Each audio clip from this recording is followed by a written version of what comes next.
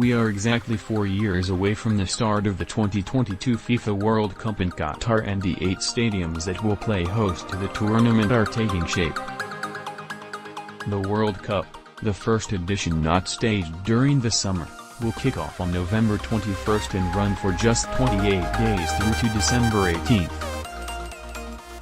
All 8 venues are situated with a 21-mile radius of central Doha and will be linked by a metro and tram system, making it possible to watch more than one game in the same day. The tournament organizers are confident all of the stadiums and other infrastructure will be finished in good time. We take a look at the latest pictures as the stadiums are constructed and what they'll look like when they're finished. The futuristic design of the Al Wakra Stadium is inspired by the sails of the dhow boats traditional to the country of Qatar in a nod to the coastal city's maritime heritage. It boasts a retractable roof and an innovative cooling system to ensure the ground can hold events all year round, even during the searing heat of the summer months. The structure of the stadium is now complete and work has begun on installing the roof and internal touches. The energy center to power the stadium has been completed. One of the larger stadiums, the Al Bayt, will stage matches right through to the semi-finals of the competition. The arena, which is being delivered by the Aspire Zone Foundation, is designed to represent Arab hospitality, with the structure looking like a traditional Arab tent known as Bayt al-Sha'ar. Because temperatures in Qatar can top 30 C even in November, it will also have a retractable roof to keep out the heat. Again, the structure of the stadium has been finished already and the retractable roof installed, making it well ahead of schedule. The ground is currently being landscaped. This stadium, which will host games up until the quarter-final stage, is meant to be a reflection of Qatari culture. The facade will feature intricate patterns representing the country of Qatar, from its wildlife to its history of trade. Al Rayyan is in proximity to the desert, so the hospitality areas and the merchandise stalls outside the ground will be shaped to resemble sand dunes. The aforementioned facade has been started while the glass roof is also on and a power station is being tested. This stadium is right inside the Qatar Foundation, just outside the center of Doha, and which is well known around the world.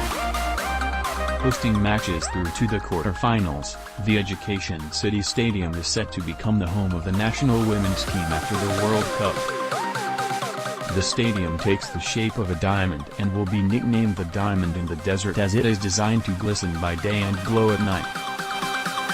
This shimmering facade is almost done and the roof will be the next to go on. This one is inspired by the Ghafiya, a traditional woven cap worn by men across the Middle East, and it's easy to see in pictures of the stadium. This is the first World Cup venue to be designed by a Qatari architect, Ibrahim Al-Jaida. The organizers say 80% of the stadium's concrete frame has been completed, with the steel structure of the upper tier ongoing. Outside the ground, work on the training pitches and water supply is ongoing. In a first for the World Cup, this stadium has been made from 998 shipping containers and other materials that can easily be dismantled after the tournament finishes. It overlooks the Doha Corniche and the skyline of the West Bay, a waterfront promenade that looks spectacular at night, and will stage games up to the quarterfinals. The prefabricated containers have been under construction for a few months, with the first of the 998 expected to arrive in Doha in February 2019. The aim is to use as few materials as possible and thereby reduce waste and emissions. The showpiece stadium for the tournament that will host the opening fixture and the final, as well as other key matches. The design for the Lusail hasn't yet been unveiled, a reveal of it is coming next month. However, preparatory work is already underway, with 24 main structural columns to support the stadium facade plus the concrete superstructure progressing. With the stadium 80 meters tall at its highest point, there is plenty to be done from here.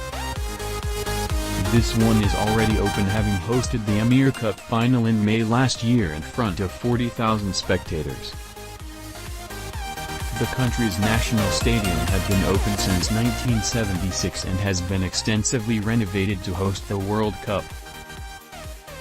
It has previously hosted the Asian Games, the Gulf Cup and the AFC Asian Cup, and next year will welcome the IAAF World Athletics Championships.